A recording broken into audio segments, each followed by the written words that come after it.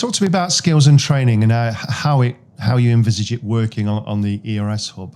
Well, at the moment, if you look at how it's done now, in fact, it's not really done. I would say that it's more, how it's happening at the moment, right? Is that it's really, really confusing for an individual trying to find a course or something they're trying to undertake. More importantly, if they do find that course, it's hard to make sure it's the right course, because what really drives the fact that it's the right course is whether it's going to be useful once they finish it to the employer or the company that they're going to go work for with that qualification, right? Now, if I want to find a course, I can go to so many different providers, right? If I type in power electronics courses on the internet, I'm probably going to get quite a few courses, right? I don't know which one's which. I don't know whether it's correct. I don't know whether the learning outcomes are going to be right or not. We're just going by what we see on Google effectively. What we need, what the hub does, it takes all of that chaos, right, that is currently in the space, and draws it into a singular entity and says, this is what's going on, right? This is where it is in the country. This is what you need to do, right, to go and do the course, whether it's an online course, whether it's a blended course, whether it's a physical location you need to go and do assessments in, right? And says, once you've done that, right, you can then receive a digital badge, right, which is endorsed by multiple different organizations.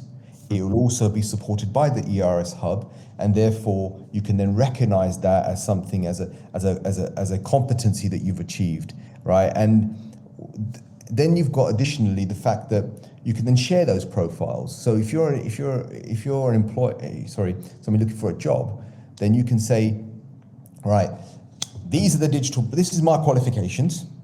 This is what I've received from those qualifications. And these are all my digital badges that show what competencies I'm good at, right? Or what I'm capable of.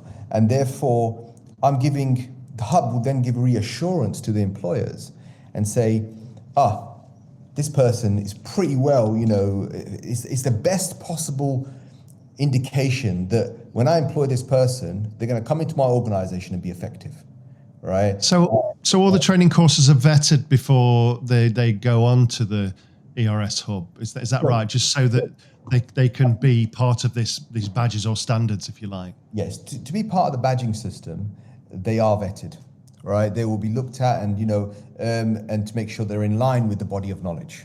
So if the body of knowledge is saying that this learning is at level 2 in, like I said, motor design, right? Therefore, it will be badged as that. It will be underneath. That's why the body of knowledge is so important, because you're referring to the framework. If you've got courses in the country, we absolutely envisage that there's a transition period when all the digital badges become available. Probably I would say that between 0 to 1 year, you're probably going to be looking at a transition period where you're looking at all the frameworks and matching everything. So I'm not saying that it's going to happen on day one. What I'm saying is that there's a bit of work to be done to do that alignment piece. The most important part here is that on day one, when you come to this hub, you'll be able to see all the provision that's available, right? Currently that's been recorded on the hub, and there are probably in the region of 400 or 500 different learning interventions that we'll be having live on the system.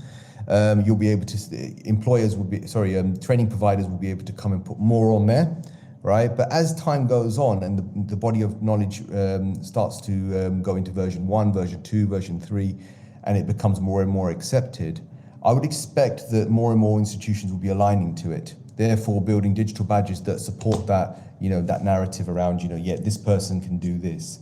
And effectively, this all comes from research that we did, where employers constantly told us that they were employing people and having to fire them after 6 months because they can't do what they were looking to. They simply wasn't able to deliver what they were supposed to be doing in their organization.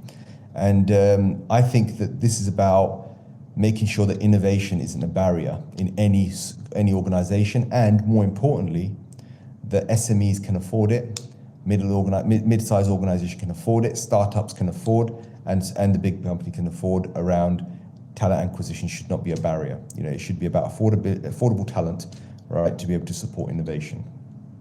So as an individual, I could come as an individual onto the ERS hub and look for courses for my personal use, but can businesses kind of send teams and do like team training?